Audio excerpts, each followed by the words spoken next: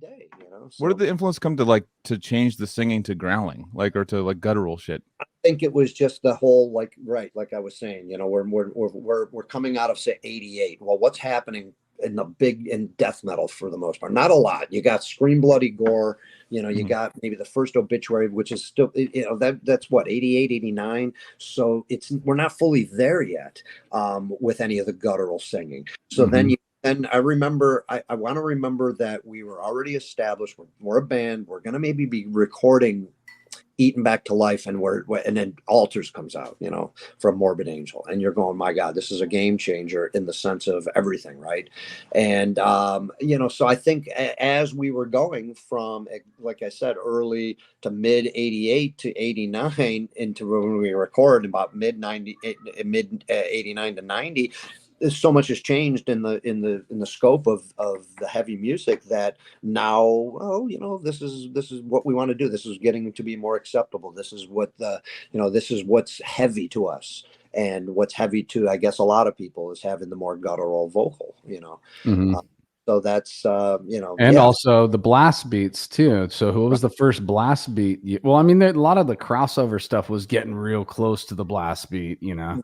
Close, right, but not full on. And that was the Mhm. same thing. Pete, you know, when Altars comes out, Yeah. of course, doing it with Terrorizer, but you know, is that really in the death metal sense? When you hear it on Altars of Madness, you're just like, okay, what the hell's going on? This guy is just taking it to the next level. And I remember, if you listen on Eaten Back to Life, I believe Put Them to Death. I think in the middle of Put Them to Death, I'm like doing the shortest blast there, like really, like, you know, 2 seconds, and other than that, there's no blast on Eaten Back to Life, right? Mhm, mhm. As it wasn't, we weren't influenced by that yet. We weren't, you know, thinking that. Of course, it comes into play on Butchered at Birth, where there's blast all over the place. But I do remember, after we did Eaten, you know, and then we're, you know, starting to write new material. Of course, now we're heavily into Morbid Angel. The blast is becoming more prominent in some bands, especially that one, of course. But I remember sitting down and doing a blast beat for the first time at practice, and I was doing my interpretation of Pete. You know, Mhm.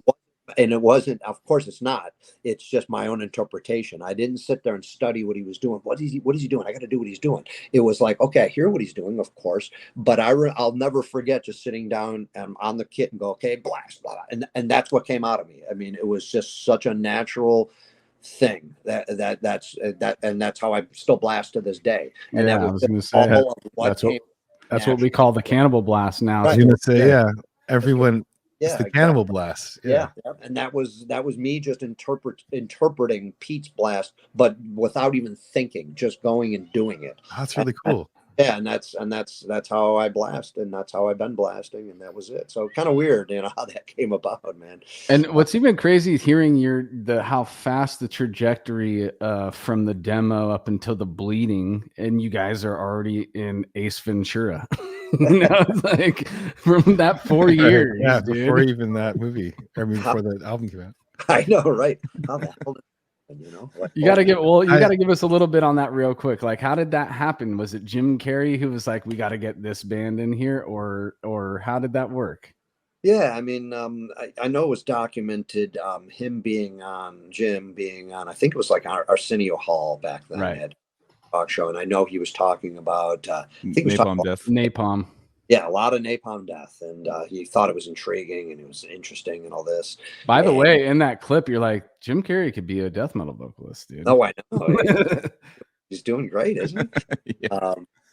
So from what we remember of it, or what I remember is just he wanted us in the movie. You know, I don't know if he wanted napalm. I did hear somebody told me recently that I think he might have wanted napalm, which would make sense if that's what he's talking about. He was, you know, but I don't know what happened with that. I'd have to ask those guys. You know, I have to ask Barney and Shane. You know, hey, did you guys ever get an offer? Did you turn that down or whatever? I don't. Yeah, I don't even know if that.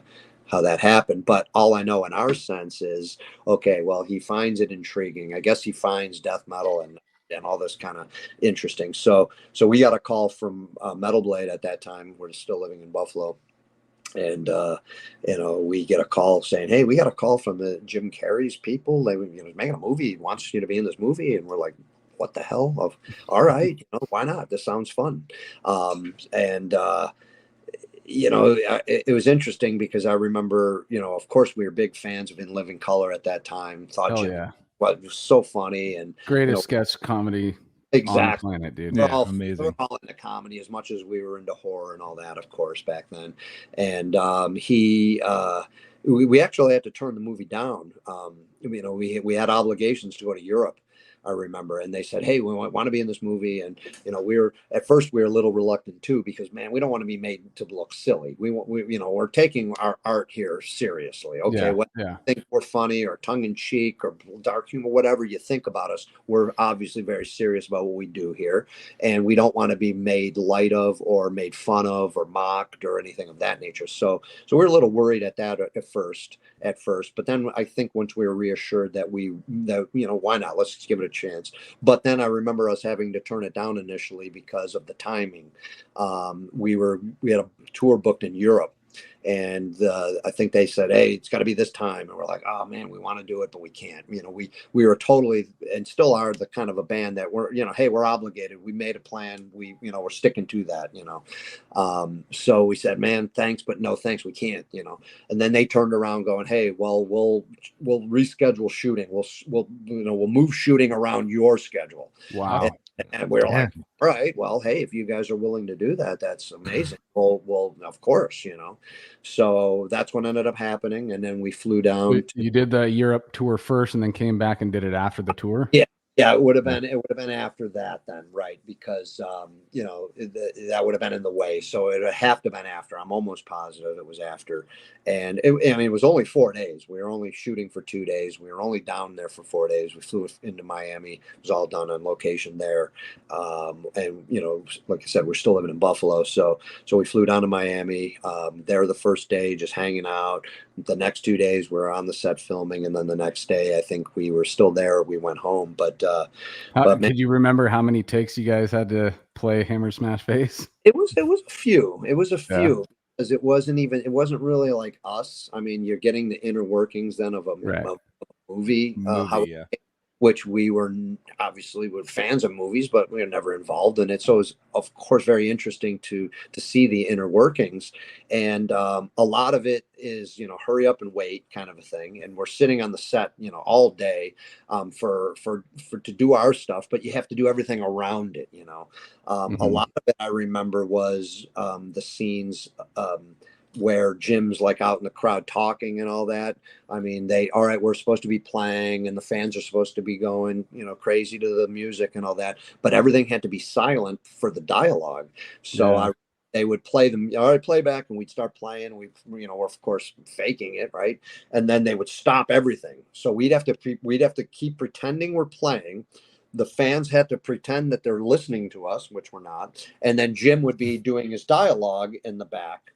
And if he had his takes, if he did his takes quick, then everything's good. But if he's messing up his lines or anything like that, then, the longer it takes. And I remember that a few times where he was just, he'd mess up and then he'd start, going off on a tangent. Everyone would laugh. And then, well, you got to retake. And so, okay, do it again. So at that part where he's walking around, is it completely silent? Like, is it Yeah. just completely silence and it's like only dialogue? Right. Yep. Completely. Whoa. It was so weird because So weird. Yeah, I mean, of course you're hearing like the footsteps. They couldn't stop, but everyone's trying to slam around. Yeah. Hear the pounding of feet a little bit, but everything else was like, as quiet as it can be for him to do the dialogue. And that was so bizarre. We were, wow, this is weird. Did you have to air drum and stuff? Yeah, weird enough. We're air drumming to just the music, but when the music stops and you got to keep air drumming and air playing to nothing, then it's like, wow, that's. Did you ever accidentally hit a cymbal like, oh shit? I don't think I did. I can't remember. I hope I didn't. Jim turns around. He's like, that's all we need to do is get kicked off the set, because I hit a cymbal, right? So there's that deleted scene too where he's up on stage with you guys, and that's badass, dude. Takes the vocals over. That was fun, man. I mean, yeah, I remember when we did all that filming, and we were there for those 2 days. You do all that filming, and then when you go see the actual theatrical release, like everybody else, you don't know what's going to happen. remember going to the movie and seeing the scene and going, okay, we're in there, and then you're waiting for that other scene to happen, and it never came.